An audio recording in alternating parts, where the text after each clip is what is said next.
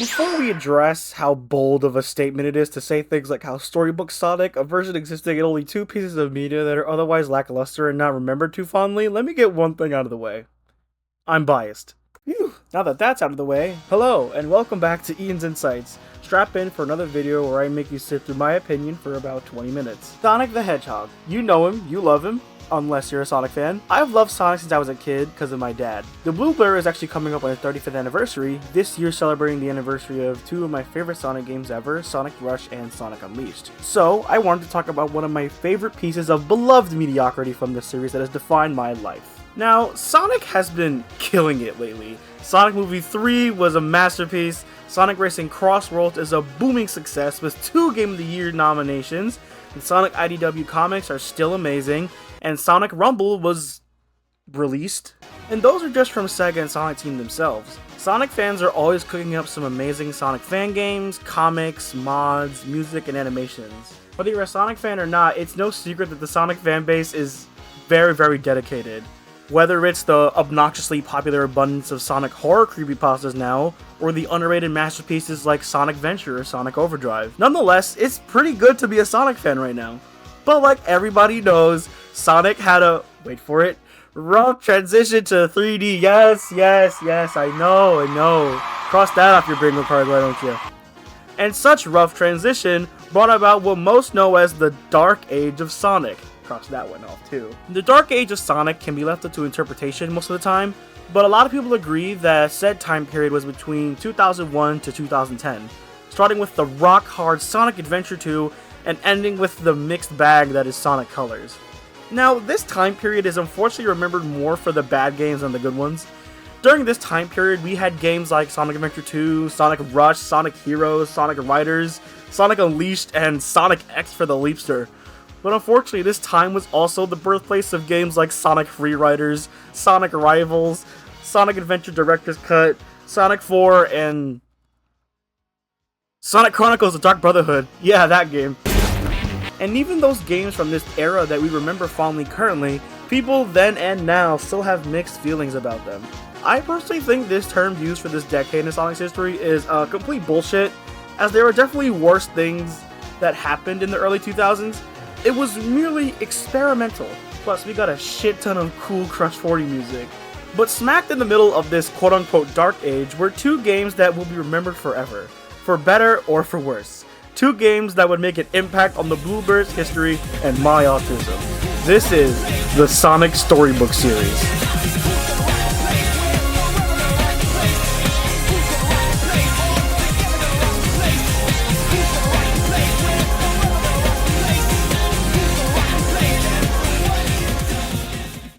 The Sonic Storybook series, much to the deception of the name series, is literally just 2 games. Sonic and the Secret Rings and Sonic and the Black Knight. These games are remembered for being cool as fuck, but also having probably some of the worst controls in Sonic's history. If I had a nickel for every time a Sonic game was amazing conceptually but less so in practice, I would be fucking rich. But I would still argue that there is some gold to be found in these games. Just hear me out on that. When you think of Sonic the Hedgehog, what words come to mind? Blue, fast, Pikachu? One word that comes to my mind indefinitely is hero. In every Sonic title, there is an insurmountable odd that he must overcome for the good of his friends and the world they live in and beyond. In almost every single of the Archie comics, Sonic is addressed as the hero of Mobius, as much as Sega considers that game a slur at the moment. But regardless, it's been made very apparent that Sonic the Hedgehog is a hero. Whether it's by outrunning a black hole to save a planet of endangered aliens, battling an ancient dark god hidden in the planet, or saving the city from perfect chaos. Sonic is without a doubt a hero. He's not perfect, but always expresses a genuine love for the life he lives and a care for fighting what's right. He lives a life of freedom, and no matter how bad things get, he always keeps going. So in my opinion, what better way to show that and communicate the moral depth of Sonic the Hedgehog and his undying heroism than to place him in a world where everything he knows is questioned and is thrown into the middle of a conflict between 2 sides. All I'm saying here is that the idea of a Sonic the Hedgehog isekai is still really cool, and I'm frankly mad we didn't get a little bit more of it at the time. But what are the games? In the Sonic Storybook games, Sonic is thrown into alternate dimensions inspired by ancient mythology and folklore. In these games, there is also no Chaos Emeralds to aid him, so these journeys are truly a test of Sonic's mettle and morality in a world alien to him. But unlike the other Sonic games with no Chaos Emeralds in it, these games aren't a glitchy mess and are actually written kinda well for the sake of it. These games also prove that Sonic likes to read. He's a book talk girly. Though, something you'll notice is that for some reason, Sonic's friends are here with alternate dimension counterparts, whether it's Tails as Alibaba or Blaze as Sir Percival. Anyway, this is briefly and vaguely explained in the first game, Sonic and the Secret Rings, as when Eraser acknowledges Sonic's presence in his world, he says that the story has been changed because of him. So either Sonic's literal otherworldly presence alone allows the two worlds to be kind of intertwined, or this truly is just an alternate dimension. I mean, it's been confirmed that humans exist in Sonic's world anyway, so it's not outlandish to assume that. Something you'll also notice is that speed isn't necessarily something these games convey well or seem to focus on, hence probably why they're remembered so weirdly among the fandom. Naturally, they had to make some room for the added gimmick ability for the sake of the story, whether it's stopping time or giving Sonic a fucking knife. Speaking of which, let's dive into what these games are actually about. If you already know the plot of both Sonic and the Secret Rings and the Black Knight, you can skip here. In Sonic and the Secret Rings, Sonic is thrown into the world of Arabian Nights, a famously known piece of literature remembered for its focus on ancient Middle Eastern folktales and traditions. I imagine you watched Aladdin, so you probably have an idea what I'm talking about here. You ain't never had a friend, you ain't. Anyway, Sonic is thrown into the world of Arabian Nights and must recover the 7 world rings in a timely manner with the help of the genie Shara to prevent other genie Eraser Jin from escaping the story and breaking into his world after conquering this one. In this game, the idea of it being a storybook game is very literal and is literally brought up constantly as the plot point. Sonic is sucked into the Arabian Nights storybook with the genie Shara's powers, and the enemy is the story's antagonist, Jin, who has a hatred for humanity and seeks great power in order to conquer this world and ones beyond it. Universal domination type shit. Now, despite what I said before about Sonic liking to read, he's never read this story. So Sonic learns the ins and outs of this world and its history, and even after being betrayed by the one who guided him along his journey, still sees the best in her in the worst situations, wishing nothing but the best for those he cares about and to help the misguided. Sonic has 3 wishes from Shara, and he uses the last one to summon like a shit ton of handkerchiefs so she can cry as much as she wants. As a kid and as an adult revisiting these games, it's still so corny, but it shows the selflessness of the character we've come to know and love. The story itself is fine. Seeing Tails as Alibaba and Knuckles as Sinbad is really funny, and I believe that's all the game was supposed to be. A twist on the Sonic genre, offering gameplay new for the franchise that fits for the Wii console. And unfortunately, part of the main reason this game is remembered the way it is because this game is effectively an autorunner. All of the levels have Sonic shaking violently as he runs, leaving you with very little and clunky control options. At often points, it literally feels like you're fighting the game's camera and sometimes even the game itself. Alongside with the game's wacky controls or lack thereof being mostly QTEs, and its weirdly vague but fun story, this game is remembered as... well, yeah, it's remembered. There actually is a fan project called Project Reignition that aims to reimagine the game and its controls and music from the ground up and give it a modern look. It's very impressive, and I recommend everybody should check it out. Nowadays, Sonic and the Secret Rings is only mentioned for the short-lived, yet badass edition of Darkspine Sonic. Remember when I mentioned that there's no Chaos Emeralds in these games? That was half true. In Sonic and the Secret Rings, there are 7 world rings, all representing and empowering different emotions. This would be the first time the 7 collectibles would each have distinct properties from each other other than color, until Sonic Superstars. Towards the end of the game, they are all absorbed into Jin, but his body couldn't take all the power, and 3 of the world rings shot out of him and into Sonic, those rings being the ones of rage, hatred, and sadness. Emotions we don't see a lot of Sonic now, but we'll get to that later. These turned him into Darkspine Sonic, a purple form with white ray stripes and fire powers. This Sonic form kicks so much ass. Even at his angriest, and at the time most violent, He still fights for justice and for the freedom of others in a world that's not even his. With Dark Sonic premiering in 2005, along with the Shadow the Hedgehog game for the GameCube, and this game coming out only 2 years after, it's clear that Sega was trying to capitalize and embrace their edginess before robbing this hedgehog of his personality. More on that later. Dark Sonic is one of the coolest transformations stuck in such a weirdly remembered game. Though, their next game would improve on every front. Albeit not by much, but this next game impacted me far more than this one did. Mostly because I've always kind of loved Medieval Knight stuff, but I digress. Moving on to Sonic and the Black Knight. Sonic and the Black Knight was the next and currently last entry in the Sonic Storybook series. Released 2 years later in March of 2009, this game puts Sonic in the ancient medieval English story of the Matter of Britain, the world of King Arthur and the Knights of the Round Table. This game is generally one of my favorites for a lot of reasons. Reasons that shouldn't be taken too seriously, because the biggest one is honestly just that I think it's really cool. In this game, Sonic is summoned by the wizard Merlina, granddaughter of the wizard Merlin, to aid her in taking out King Arthur and his forces of the underworld. Now, if you're familiar with the source material in any way, you'll notice King Arthur is the antagonist. Usually, Merlin and King Arthur are allies, but in this game, Merlin has created an illusion of King Arthur to rule over England and bring peace. But King Arthur becomes his greatest mistake after being corrupted by the scabbard of Excalibur, making him immortal, weak to only the blade the scabbard holds. With this power, he sought to rule the lands and summoned the forces of the underworld to help him do so. So, Merlina summons Sonic the Hedgehog of all people to stop him. This game gets rid of the auto-running and gives Sonic a cool-ass sword. Though, even though the auto-running is absent, the controls are still really weird. The sword in question, though, while being sick as hell, does literally remove a lot of Sonic's momentum during levels. A lot of speedrunners even refrain from using it for this reason.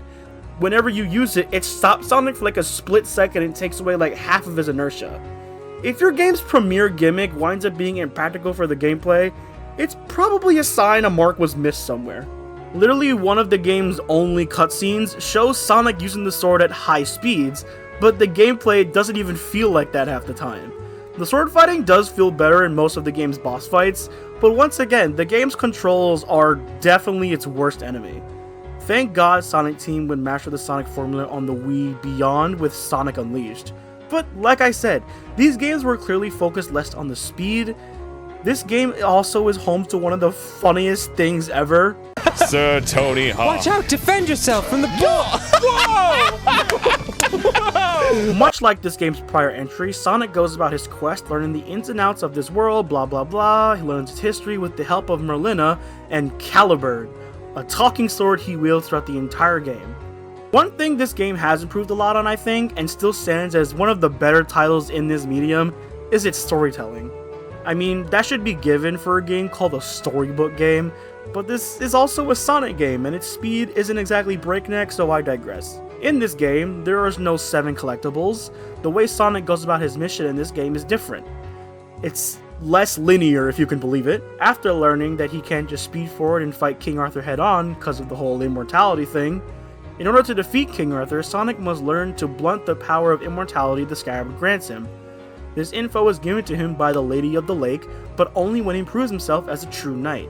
Oh yeah, did I mention that Sonic's friends have dimensional counterparts again?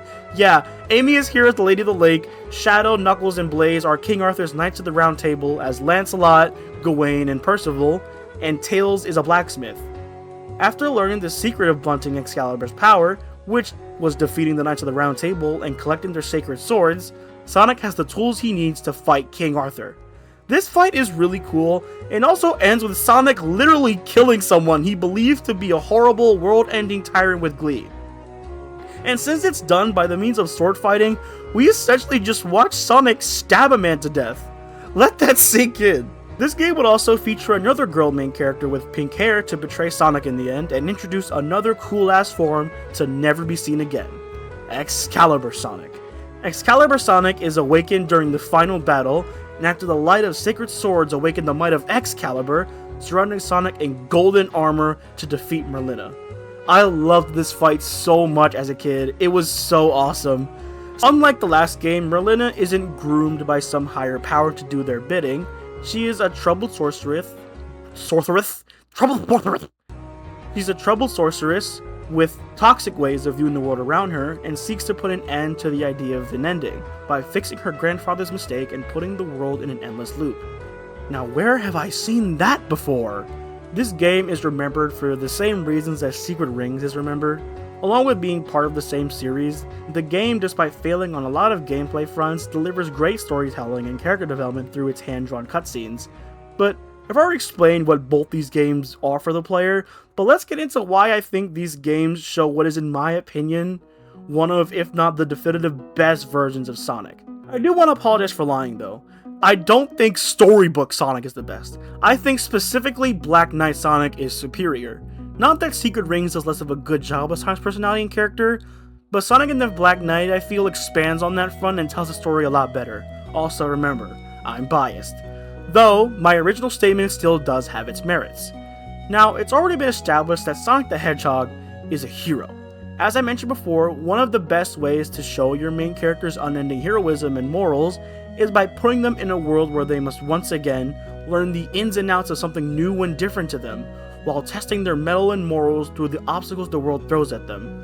Especially when he's used to much grander and spectacular adventures. In most isekais, the main character is just some random dude, following the everyman trope. But Sonic is an established character already, so I feel with that premise, the story it has a lot of room to flourish, and I really think it does.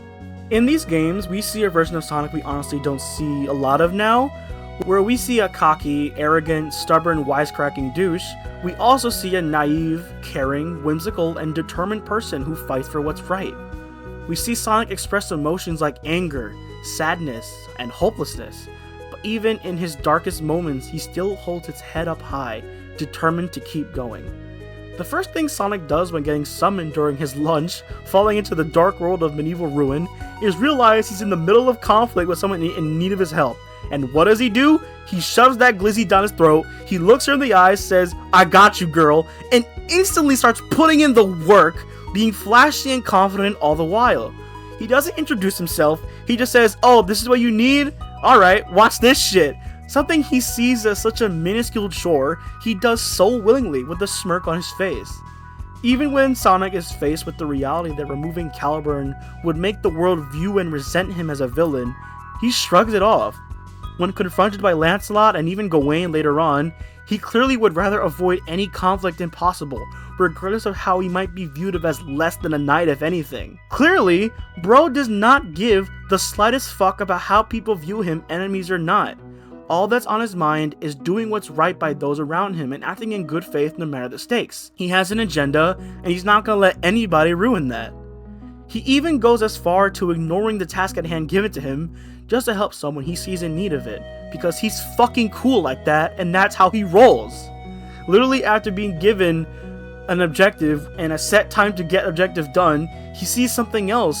He sees a child crying because of their parents being taken by a dragon, and he's like, never mind, this shit's more important. And yes, it winds up benefiting him for his quest anyway, but he couldn't have known that.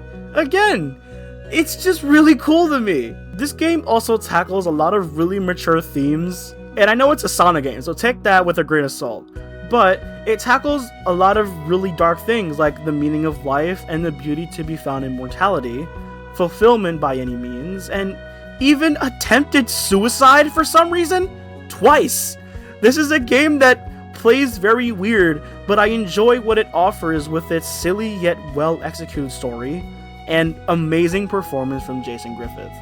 I actually met Jason Griffith at Comic-Con 2 years ago, and I ran up to him really sweaty because I had to go home at the time, but I literally said, "I love you, can you sign my shirt?" And he's like, "Yeah, man," and he did, and I still have the shirt. He's awesome. I know a lot of you heard most of that and thought, "But Ian, isn't that what Sonic has always been and should be, you stupid bastard?" And to that I say, yes, that is how it should be.